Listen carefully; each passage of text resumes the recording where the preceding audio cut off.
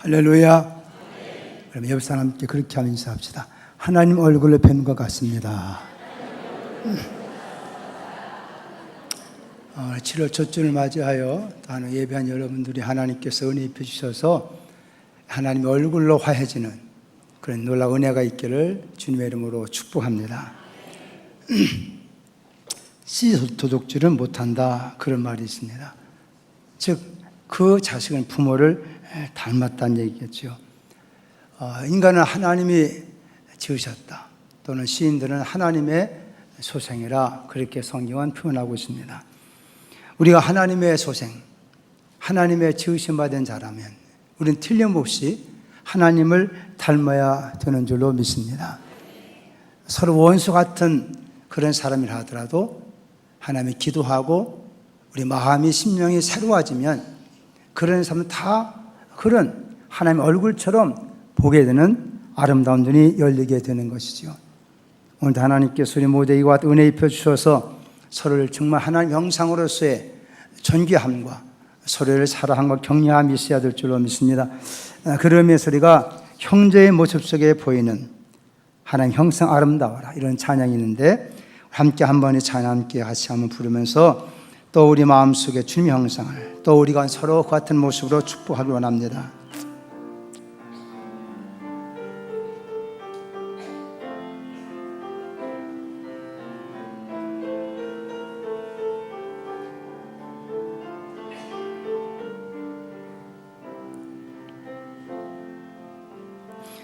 형제의 모습 속에 보이는 하나님 형상 아름다워라. 존귀한 주의 자녀 됐으니 사랑하며 섬기리. 자매의 모습 속에 보이는 자매의 모습 속에 보이는 하나님 형상 아름다워라. 존귀한 주의 자녀 됐으니 사랑하며 섬기리. 우리의 모임 중에 임하신 우리의 모임 중에 임하신 하나님 형상 아름다워라. 존귀한 왕이 여기 계시니 사랑하며 섬기리. 아멘. 옆 사람 한번 축복합시다. 당신은 존귀한 분입니다.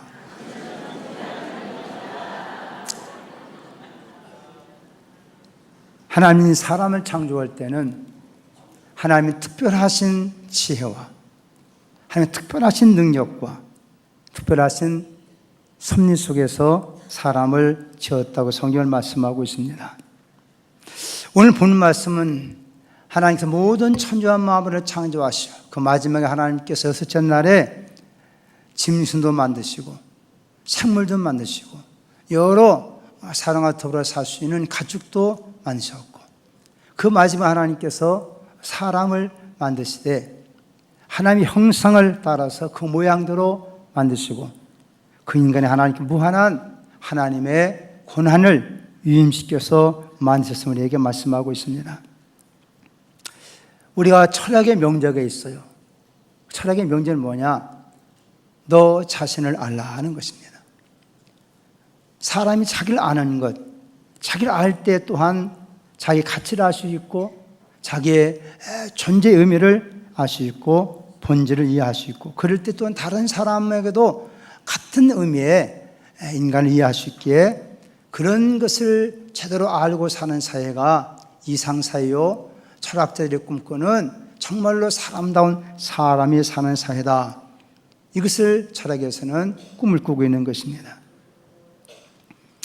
그러나 오늘 이 땅엔 진화론의 발달로 말미암아 잘못된 사상이 우리 속에 들어와서 사람도 한 물질로 보고 만다는 것입니다. 한 인간이지만 이것을 물질로만 여기는 그런 사상이 우리 주위에 만연하고 있는 것입니다. 지난 말씀드렸지만 이것을 우리가 무신론주의라 그랬어요. 하나님 없다고 생각하는 사람들은 사람도 하나의 물질로만 보기 때문에 물질의 생성과 소멸로 보고 마는 것입니다. 그러나 성령은 인간에 대한 것을 우리에게 참으로 놀랍게 우리에게 말씀하고 있다는 사실이죠. 성령 우리에게 인간 창조의 놀라운 사실을 기록해 놓고서 인간을 우리에게 어떻게 하나님께 창조하는 걸 우리에게 자세하게 말씀하고 있기 때문입니다. 생명은 신비인 것입니다. 누구도 그 생명의 신비를 알 사람들이 없습니다. 그러나 창조주 하나님께서는 이 모든 생명을 창조하시면서 각각의 종류대로 창조하셨고, 특히 사람에게 하나님 특별하신 하나님의 놀라운 것을 우리에게 부여해 주셨다는 것입니다. 근데 하나님 인간에 주님받은 그 놀라운 그 신비한 것들은 인간이 이것을 인간의 방법으로 알 자간이 없다는 거예요. 그래서 말씀의 제목을 인간 창조의 엑스파일이라 그렇게 말씀의 제목을 적어본 것입니다. 비밀한 가운데 하나님 인간을 주었고 그 비밀한 인간 속에 있다는 것인데, 사람은 성령을 보지 않기 때문에, 성령을 믿지 않기 때문에 인간을 창조하신 하나님께 인간 속에 있는 그 무한한 비밀을 알 수 없다고 사람들은 생각하고 있다는 것이죠. 특히 바울은 하나님 왜 자기를 예수님께 만들었을까? 왜 자기를 이 그리스도의 복음을 전하는 그런 사도로 세웠을까? 그런 에베소 3장 8절 이하의 말씀에서 그 일을 분명하게 말하고 있는 것을 보게 됩니다. 특별히 에베소 3장 9절 말씀 보면 영원부터 만물을 창조하신 하나님 속에 감추었던 비밀의 경륜이 어떠한 것을 드러내게 하려 하심이라. 아하, 하나님께서 하나님의 백성들을 택하실 뿐만 아니라 하나님의 비밀을 그들에게 알게 해서, 그래서 그 구원받은 하나님이 경험한 사람들 하여금 하나님의 비밀이 무엇인가 하는 것을 모든 세대 속에 드러내게 하시려고 하나님께 자기를 택했구나, 그걸 깨닫게 되었고, 그래서 그는 곳곳마다 하나님의 교회를 세워가면서 이제 하나님께서는 하나님 놀라운 그 경륜의 비밀을 이 교회를 통해서 온 세상에 나타내려 하심이라. 그래서 바로 교회는 하나님의 비밀을 맡은 곳이라고 우리에게 말씀하고 있는 것입니다. 특별히 인간에 대한 하나님의 놀라운 그 계획들, 그 놀라운 하나님의 섭리, 하나님의 하시고자 하는 비밀한 일들은 세상 그 누구도 알 수가 없다는 것입니다. 이 땅에만 학교가 세워집니다.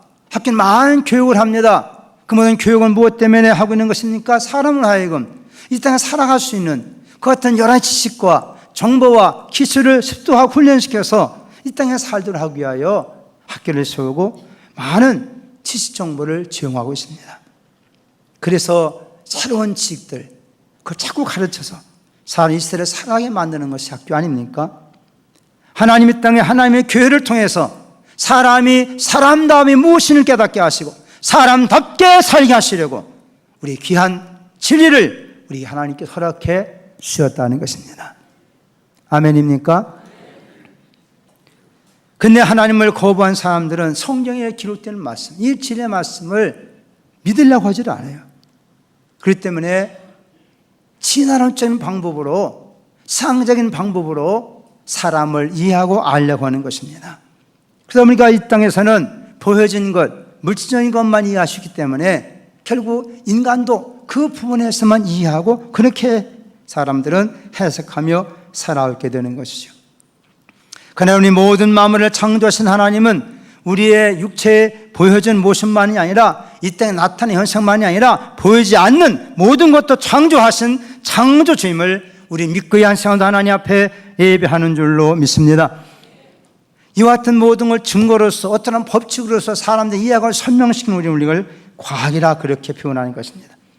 그런데 이 학문적인 차원에서 어떤 증명하고 나타내고 가르치는 차원에서 우리가 과학에도 자연과학과 인문사회과학으로 나눌 수가 있습니다. 말 그대로 자연과학은 나타나는 것, 물질적인 것, 보여지는 것, 현상적인 것, 그걸 가지고 연구하고 또 그걸 발전시켜가면서 이 땅에 여러 가지 편리한 많은 것들을 우리가 사용할 수 있도록 이 과학은 우리에게 많은 것을 제공하고 있는 것입니다.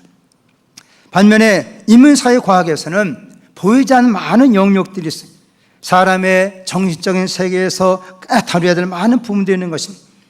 인간의 감정과 자존심, 또는 이 땅에 우리가 추상적으로 생각할 때 우리는 사랑이든 교육, 언어, 문학, 예술, 역사, 철학, 도덕, 윤리, 양심, 의, 인성, 인격, 종교, 정치, 가치관, 영혼 여러 가지 것들은 보여주는 것이 아닌 것입니다. 정신세계 영역이라는 것이죠. 이거를 자꾸 이렇게 교육을 통해서 많은 새로운 정보를 만들어내서 사람들에게 사는 이 사회를 만들어가는 것이고 인문사회과학 아닙니까? 그러면서 하나님께서는 보이는 것들과 보이지 않는 모든 걸 창조하신 하나님이시기 때문에 하나님은 인문사회과학자실 뿐만 아니라 자연과학의 과학자도 되시는 줄로 믿습니다. 특별히 하나님이 인간을 창조할 때는 하나님의 특별한 계획과 설명 속에서 창조했고 특별히 남자 여자를 창조했다는 사실 성윤이에게 분명하게 기록하고 있는 것입니다. 인간을 하여금 인간이 어디서부터 왔는지, 인간의 존재 의미가 무엇인지, 인간의 신 가치와 그 목적이 무엇인지를 인간을 창조하신 하나님은 인간 창조의 모든 이와 같은 그 파일을 성경을 통해 우리에게 자세히 말씀해 주겠다는 사실이죠. 그래서 이 성경을 통해는 우리의 자체에 어떻게 만들어가는 하는 이와 같은 하나님의 파일을 우리가 알 수 있지만 그러나 믿지 않은 사람들은 성령을 진리로 받아들이지 않은 사람들은 그 사람들이 속에 주신 하나님의 형상의 그 영광스러움을 알 재간이 없는 것입니다. 오늘 말씀 보면 우리 한번 26절 말씀 함께 한번 같이 읽어보십시다. 26절 말씀 시작. 하나님이 이르시되 우리 형상을 따라 우리의 모양대로 우리가 사람을 만들고 그들로 바다의 고기와 하늘의 새와 가축과 온 땅과 땅에 기는 모든 것을 다스리게 하자 하시고, 이미 24일부터는 땅의 생물, 가축 또는 짐승 이런 것들을 하나님께서 창조했고 만드실 말씀하고 있는데 오늘 인간 창조에 대해서는 우리의 형상을 따라 우리의 모양대로 우리가 사람 만들고 우리란 말로 사용하겠다는 것입니다.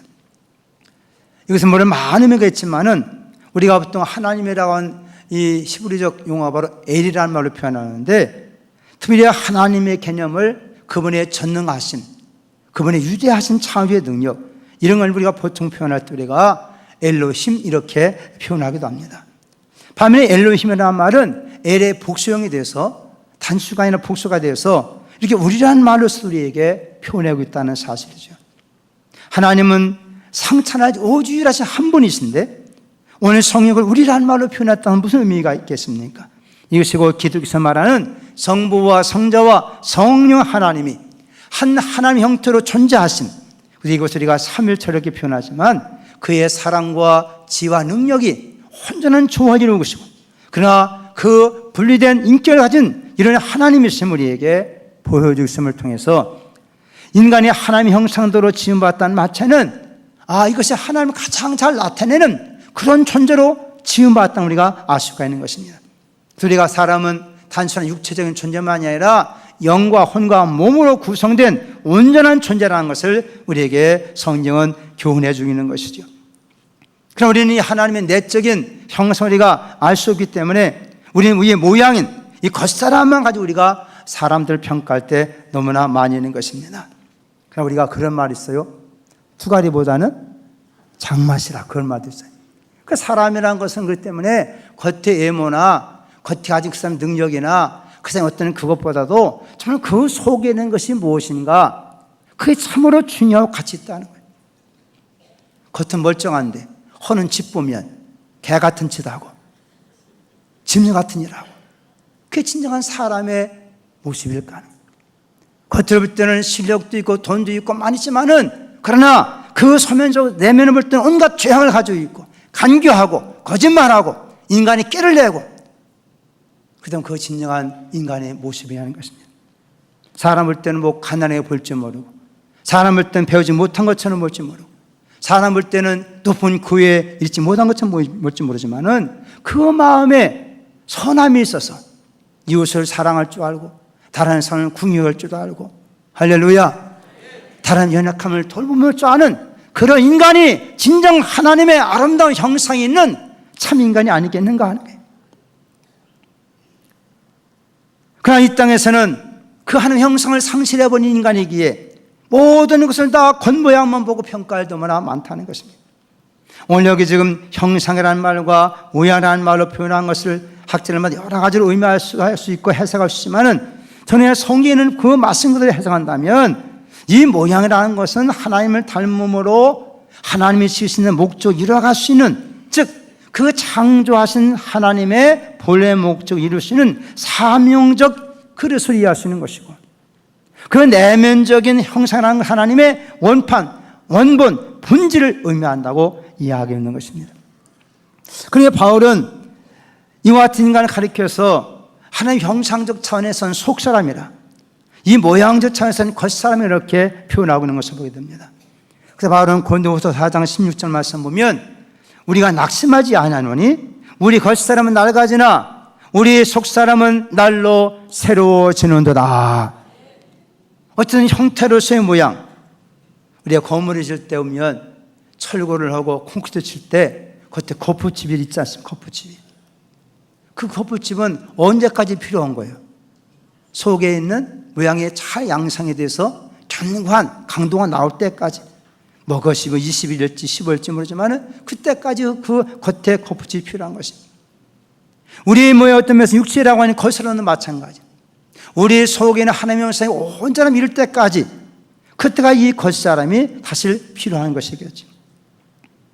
그러니까 우리 속에 있는 사람, 진정한 자아, 하나님의 형상의 본체로 수신받는 그것, 여러분 육체라고 하는 것은 겉사람을 점점 가면 갈수록 쇠할 수밖에 없고 나가질 수밖에 없고 결국은 소멸할 수밖에 없지만은, 그러나 우리의 속사람, 하나님께 주신받은 본질적인 우리의 사람은 날로 세워지는 걸 믿으시기 바랍니다. 그래, 날로 새로워지는 것은 영생이라고 그렇게 우리가 표현할 수 있는 것이죠. 바울이 3장 16절 말씀에서 그 영광의 풍성함을 따라 그의 성령으로 말미암아 너희 속사람을 능력으로 강건하게 하시오며 그랬어요.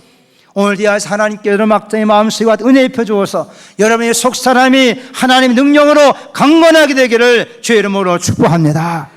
우리 속이 날로 새롭게 될 수 있고 강건해 주시다는 거예요. 그러니 하나님의 형상이 도대체 우리 속에 있는 것이 무엇이, 하나님 우리 속의 형상이 도대체 무엇이, 문제는 우리가 하나님의 형상 우리가 잃어버렸다는 게, 상실해버렸다는 게, 죄와 목은 안 위에 인간 속에 계신 하나님 아름답고 거룩하고 온전했던 그 모든 것이 다 잃어버린 존재가 됐다, 어두워졌다고 성경은 표현하고 있는 것입니다. 제가 전에 목회할 때 어느 장로님이 계신데 그분은요 정말 몇 개 국어를 하는 그런 분이었고 얼마나 실력 있고 정말 말씀 잘하시고 하여튼 뭐 그 머릿속에 무엇이 들었는지 어마어마하게 학식이 많은 분이에요. 아, 그래가지고 어떤 생각할 때, 야, 저런 지식 가진 분이 아기를 낳으면 그 애는 저절로 모든 걸 다 배웠으니까 그러면 아기를 낳으면 참 똑똑할 거 아닌가 그랬는데, 그러게 가능해요? 예? 아니에요. 아무리 그 사람이 많은 정보시 가지고 있다 하더라도 자신 나면 그건 또 새로 시작해야 돼. 새로 시작해야 돼. 인간 속에 주신받은 하나님의 그 놀라운 형상은 그냥 이렇게 유전적으로 되는 것이 아니라는 것입니다. 여러분과 예를 들어서 성령 충만하고 결혼했는데, 그러면 성령 충만하고 결혼하면 애가 성령 충만해요? 그래요? 그것도 별개의 문제인 거예요. 보이지 않는 여러 가지 속성들은 이렇게 유전되는 것이 아니라는 거예요. 이것은 우리에게 하나님께서 새롭게 우리에게 주셔야만 되는 것을 우리가 이해해야 된다는 것입니다. 하나님 사람을 창조하실 때 우리의 모형과 하나님의 형상이라는 이 존재에서 어떻게 하나님 구체화해서는 그걸 자세히 설명하는 것이 바로 창세기 2장 7절 말씀인 것입니다. 우리 한번 7절 말씀 함께 읽어봅시다. 7절 시작. 여호와 하나님 땅의 흙으로 사람을 지으시고 생기를 극후에 불어넣으시니 사람이 생명이 되니라. 모양으로서 겉사람으로서 흙으로 지음받은 이와 같은 우리의 육신적인 존재가 있다면 보이지 않는 하나님께서 생기, 성경말 숨을 불어넣었다, 보이지 않는 기운을 불어넣었더니 살아있는 존재가 되었다 하고 말씀하고 있지 않습니까? 우리가 이와 같은 차원에서 우리가 하나님의 형상이 다시금 회복되는 은혜가 있어야 될 줄로 믿습니다. 문제는 그런데 이 하나님의 형상의 참 모습을 우리가 알 수 없고 볼 수 없다는 거예요. 그러나 하나님께서 이 성경을 통해서 우리의 신 말씀들을 가만히 연결해 보니까 원래 하나님께서 인간을 만드실 때 이런 하나님 형상으로 새기셨구나. 영적 하나님의 그 놀라운 파일이, 그 설계도가 이 성경에 있다는 거예요. 인간은 우리의 참 형상을 잃어버린 존재이기 때문에 찾을 길이 없어요. 알 길이 없어요. 그 세상 사람들은 하나님 진리의 말씀을 믿지 않기 때문에 사람을 다른 데 찾아보려고 온갖 방법을 다 동원해 보기는 아니겠습니까? 그러나 하나님께서는 이 진리의 말씀 성경을 통하여 인간이 어떻게 하나님의 형상 어떤 존재가 있다는 것에게 말씀하고 있는 것을 우리가 귀를 기울이면서 인간 이런 존재구나, 이렇게 사람 만들어졌구나, 그러니 어떻게 살아야 되겠는가를 우리가 말씀을 통해 한번 생각해 보고자 하는 것입니다. 그럼 하나님의 형상하는 것도 우리가 영적인 수준이기 때문에 이걸 몇 가지로 생각해 보고자 하는 것입니다. 그래서 하나님, 이것을 우리 속에 하나님께서 주셨다는 거예요. 그게 뭐냐 하면 저대로 따라 합시다. 사람 속에는 영이 있습니다. 우리의 영성이라고 하는 것을 하나님 인간 속에 주었다는 거예요.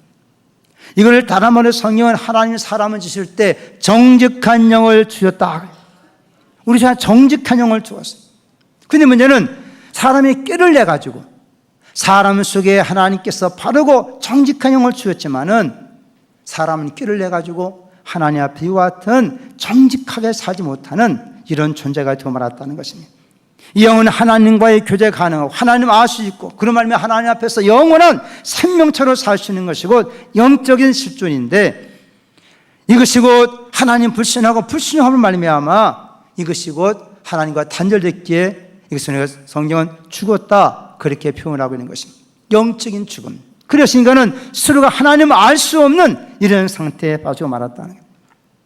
그 하나님과 같은 영적으로 죽어있는 우리 인간을 다시금 살리시기 위하여 우리에게 하나님 아들 되시는 예수 이 땅에 보내어 주신 줄로 믿습니다.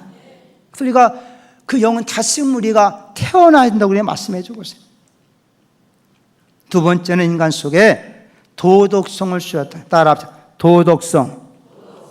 그 인간은 단순히 저 짐처럼 먹고 마시고 사는 끝내는 것이 아니라 어떠한 가치를 추구하는 존재다. 이 도덕성이라는 존재라는 것은 가치를 추구할 줄 아는 존재예요.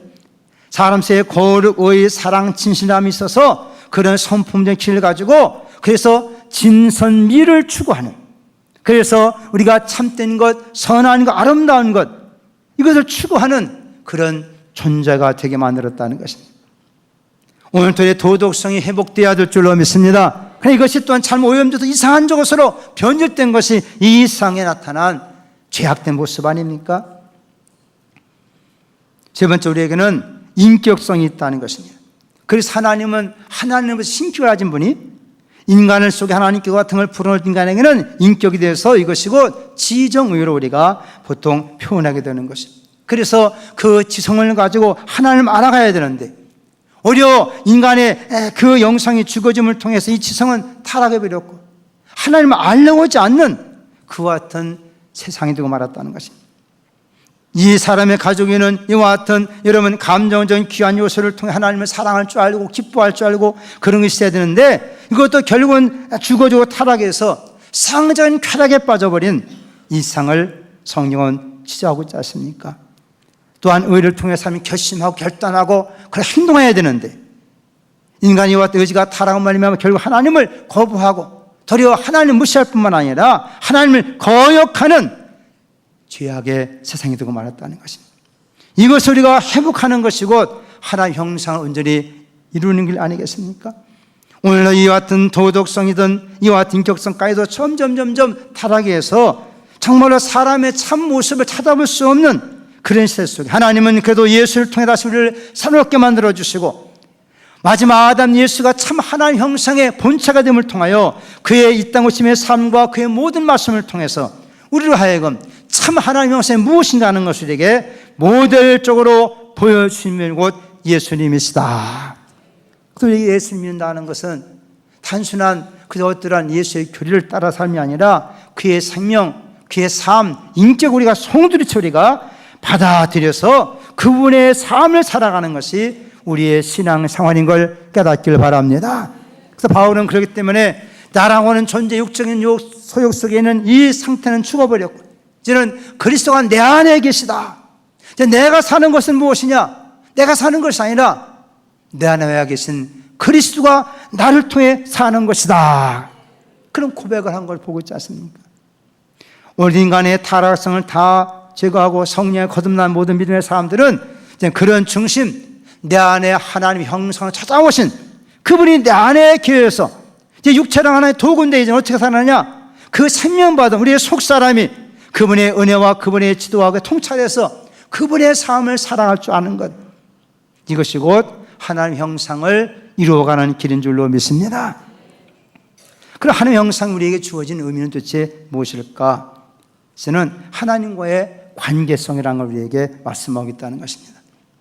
이 관계성으로 세 가지로 생각해 볼 수 있죠. 첫째는 그 하나님 우리 사회를 창조주와 피조물의 관계로 성경을 말씀하고 있습니다. 따라합시다. 창조주와 피조물의 관계입니다. 그래서 창조주 하나님 우리를 만들 때 우리에게 어떠한 이 땅에 존재하는 나름대로의 삶을 우리에게 주었다는 거예요. 그래서 나는 그 하나님을 섬기면 그분이 내게 주신 그 어떤 사명을 따라 살아야 되겠구나. 그래서 그 사명을 발견하고 주어진 생애를 사는 것이, 이것이 창조주 앞에 있는 피조물된 우리 인간의 모습인 것입니다. 두 번째는 이것은 곧 사랑하는 신랑과 신부의 관계로서 우리에게 성경을 말씀하고 있습니다. 그 사랑의 관계를 표현하였다. 하나님 택한 자기의 백성들 하나님께서는 마치 그 신랑의 신부를 사랑하는 것처럼 이렇게 사랑의 대상으로 우리를 그렇게 관계를 설정해 준 것입니다. 그래서 하나님을 사랑하신 그 놀라운 사랑의 극치가 무엇입니까? 바로 이 땅에 하나님 아들 예수 이 땅에 보내주셔서 우리의 허물과 죄악을 다 십자가의 피로 다 저기해 주시고 다윗에게 영원한 사랑의 관계로 살아갈 수 있는 은혜를 우리에게 입혀 주신 줄로 믿습니다. 이거 십자가의 놀라운 증표가 아니겠습니까?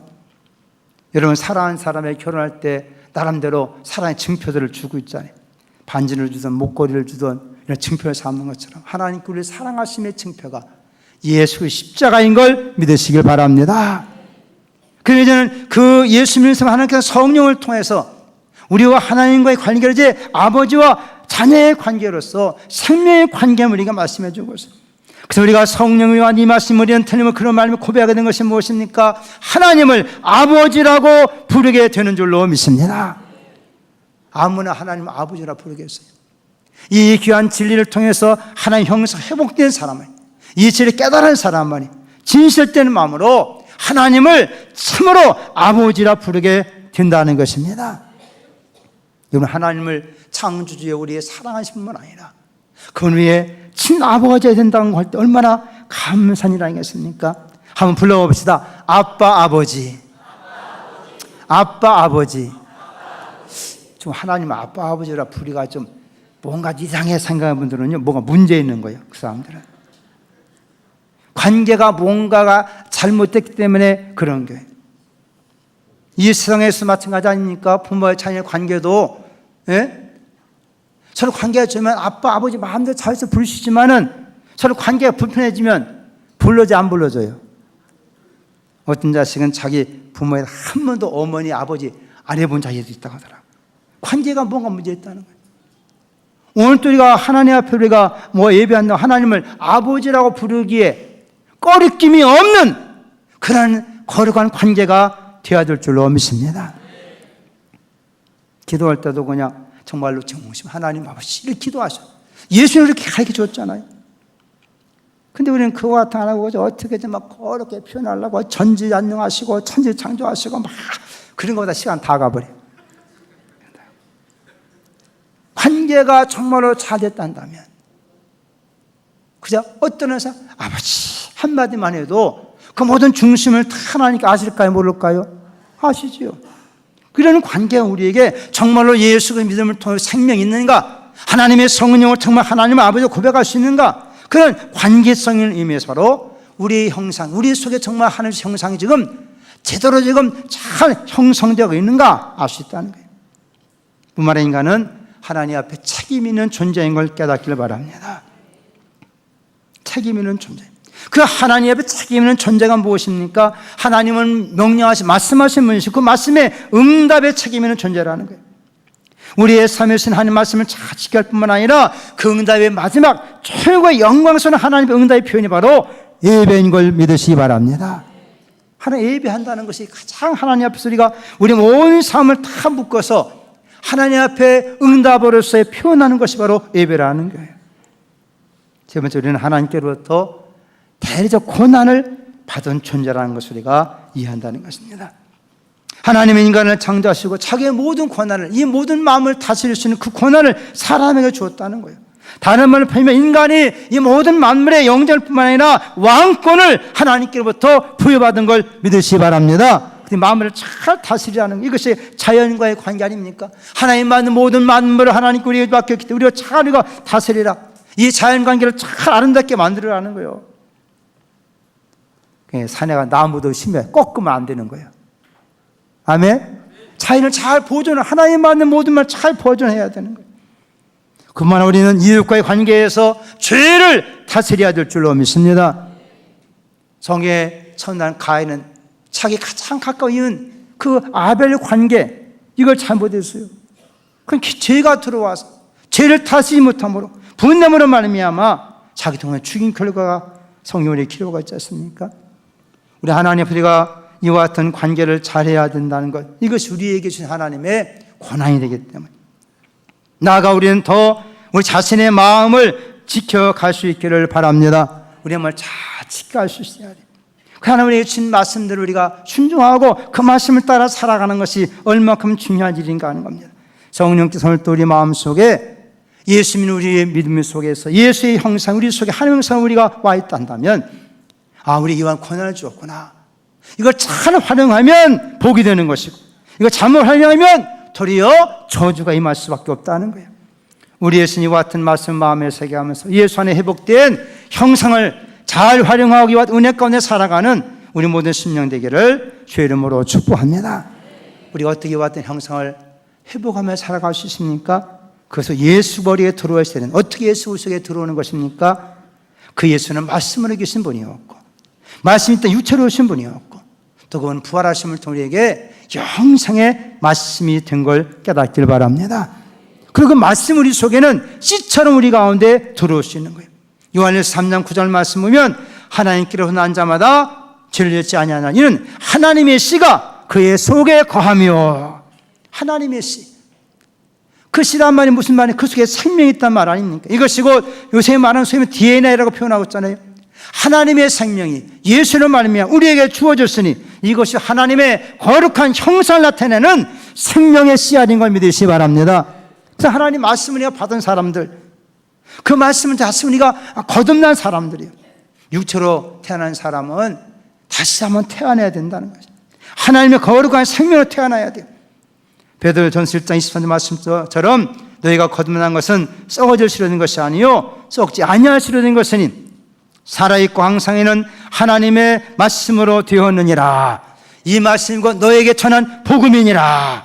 이 복음의 말씀을 받아들일 때 이 말씀이 우리의 영 속에 들어와서 우리를 새롭게 만들어주고 태어나게 만들어주고 하나님의 형상으로서 우리 속에서 아름다운 모습으로 성장하며 성숙하게 되는 것입니다. 씨가 심겨질 때 비로소 여러 가지 잎의 모습으로 자라서 형상이 나타나는 것처럼 하나님의 말씀도 이 말씀 받아들이면, 믿으면 예수의 말씀을, 예수의 생명을 받아들이는 사람은 그 속에 점점 예수화가 된다는 것입니다. 그런 은혜가 있어서 서로가 하나님의 형상인 걸 알고 진정으로 서로가 축복하며 서로 하나님 영혼 돌리는 복된 삶을 살 수 있기를 예수님의 이름으로 축복합니다. 야고보 선생님 그렇게 우리가 말씀했어요. 야고보 3장 9절 10절 말씀은요, 이것으로 우리가, 이것이랑 우리가 입술에 말을 말해요. 이것으로 우리가 주 하나님을 찬송하고, 우리가 오늘 또 뭐에 찬송의 영혼 돌리잖아요. 또 이것으로 하나님의 형상대로 지음받은 사람을 저전하니 한 입에서 찬송과 저주가 나는도다. 이것이 마땅치 아니하니라. 오늘 우리가 하나님 보여서 우리가 찬양하고 영혼 돌렸다면 우리 입을 가지고 또 다른 사람을 저주하면 안 된다는 거예요. 욕하면 안 된다는 거예요. 아멘 안 하시네? 원체 입에 욕이 많이 붙어 있어가지고. 성경을 말씀합니다. 너는 그 입으로 다른 사람을 축복하라. 그럼 우리 속이 편해야 돼. 우리 속에 얽매인 게 없어야 돼. 아까 말씀드린 것처럼 그 야곱은 하나님 앞에서 간절히 기도하고 난 후에 원수가 같았던 자기를 죽이는 그 형을 찾아가서 그리스도 형 끌어안고 선물을 드려가면 한 것이 무엇입니까? 형님을 배웁니 하나님의 얼굴을 배우는 것 같습니다. 그렇게 했다는 거예요. 아멘입니까? 오늘 또 하나님의 형상 우리 속에 있는 걸 서로가 인식하고 깨닫고 서로가 존귀히 여길 수 있기를 주의 이름으로 축복합니다. 우리 예수는 모든 죄를 다 떨쳐버리고 우리 예수님이 살았게 된다 한다면, 아니 그 예수 형상이 있다 한다면 우리도 다른 그렇게 보고 축복할 수가 있는 것입니다. 그런 은혜가 넘쳐나서 정말로 사람다운 삶을 살아. 우리 인간은 이런 아름다운 모습을 지음받았구나. 이 세상에 썩어질 모습, 짐승의 모습을 벗어버리고 하나님의 형상을 점령 화해할 수 있는 우리 모두가 되기를 주님의 이름으로 축복합니다. 주의 저들로 하여금 주의 말씀 다시 한번 깨닫게 하심을 감사합니다. 겉사람의 모습도 아름답지만 우리의 속사람이 하나님의 형상으로서 아름답게 피어나게 만들어 주옵소서. 서로가 서로를 그와 같은 입장에서 존중의 여길 수 있게 만들어 주시고 그 입술로 하나님을 찬양하는 것처럼 이웃을 형제를 축복할 수 있도록 은혜 입혀 주셔서 이 세상이 더 아름다운 세상이 되게 하시고 하나님의 나라가 이루어지게 하여 주옵소서. 예수님의 이름으로 기도 올리옵나이다. 아멘.